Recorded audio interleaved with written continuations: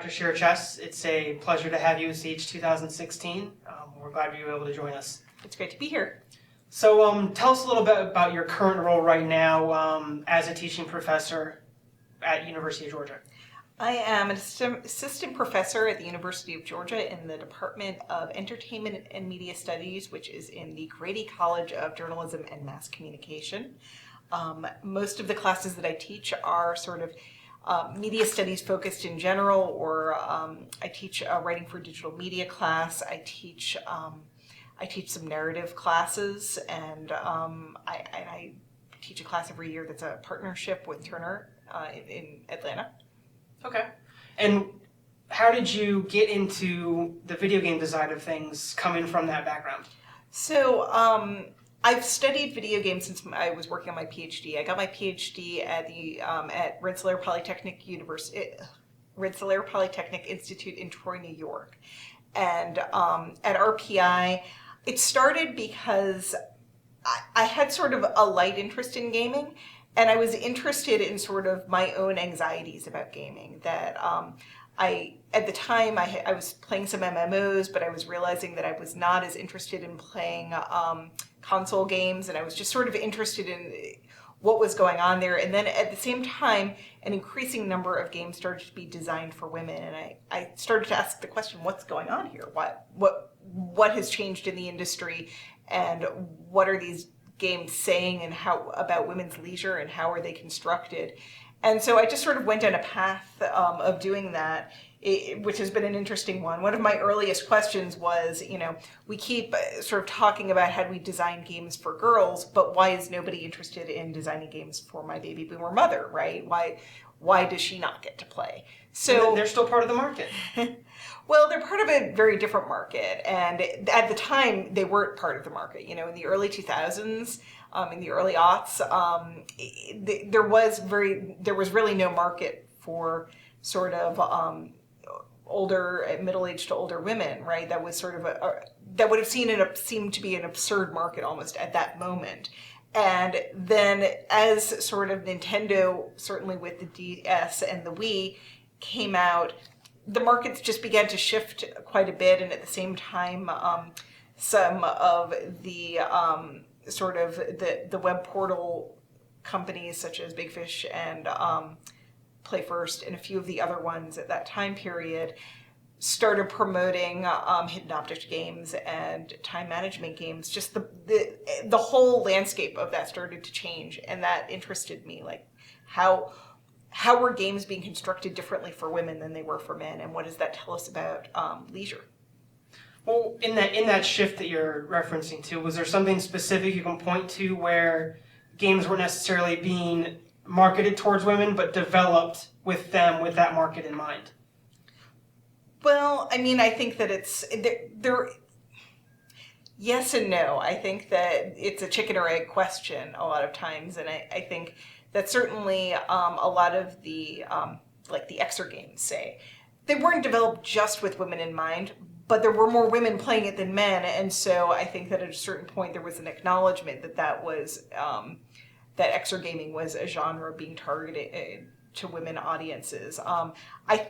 I don't know that Diner Dash was initially trying to target women audiences, but certainly by the second, third, fourth iteration of that game and sort of the spin-off games in that series, that was Play First was almost definitely sort of trying to target women audiences. There was no marketing for that game, but the visual style, the gameplay style, sort of what was going on in the game narratives, all of that was very clearly targeting adult women. Well, and you bring up Diner Dash. Tell me a little bit more about your involvement with that. So I wrote a journal article about it several years ago, and it's just sort of been, I find Diner Dash fascinating because it's sort of the proto-time management game. It's this game that, there was no game like it before it happened, right? It changed the market dramatically and taught a lot of game designers that this is a new way to make games. I spent a lot of time analyzing the Dash universe, which I do think is interesting, and it developed organically over the years. And to me, what's interesting now is that while Diner Dash it was bought out by Glue, I think, about 2 years ago, and a lot of the Dash games have been re-released to varying quality. But what's more interesting to me is how the time management genre developed into the Invest Express genre, which can be now characterized by games like Farmville and Kim Kardashian Hollywood. And so there's been sort of, as game designers and developers and producers have figured out sort of what works, they've moved sort of down the path from time management games to now this Invest Express model, which is very interesting to me.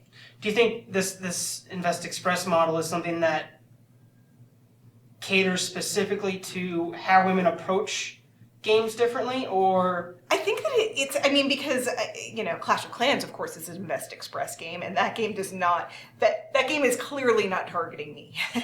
That game is clearly targeting a more masculine audience, and is one of the most popular mobile games out there. I think Invest Express works for busy adults, ultimately. The premise of Invest Express is that it's people can only play in short snippets of time if they have a busy lifestyle. So you need to design a game where you have to pull them back in over and over and over throughout the day. Exactly. And but I think that the fact that it's now being marketed to more masculine audiences is evidence of sort of like this larger feminization of, like lessons learned from this initial market. I think that in a lot of ways, well, a lot of times the video game industry is very dismissive of games like Farmville or Diner Dash even.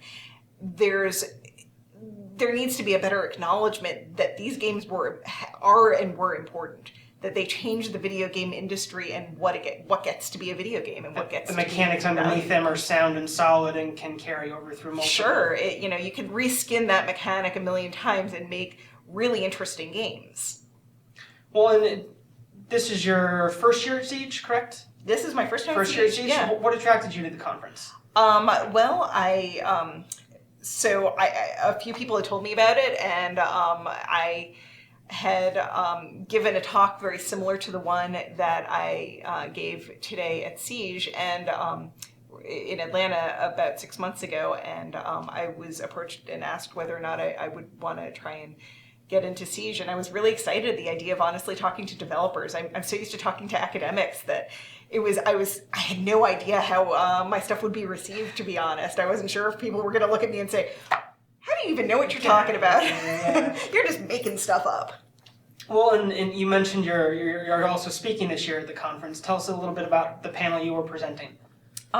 So I presented a sort of a talk that was a version of the book that I have recently written called Ready Player 2. What's my subtitle? The Emerging Feminine Gamer. That's actually not the actual subtitle. I changed it slightly for Siege. The actual subtitle will be Ready Player 2: Women Gamers and Designed Identity. And that book is being published by the University of Minnesota Press and should be out in fall of 2017. Well, then, Okay. So I gave a talk about that book.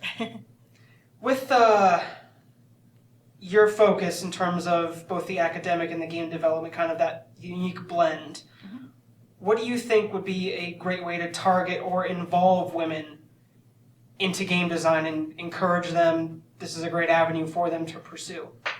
Well, I think that it's worked a little bit because, not 5 years ago, only 11% of the video game industry was women, and now we're at 22%, and that 22% is not fantastic, but that's impressive. The numbers have doubled in the last few years, and I think that that's a start.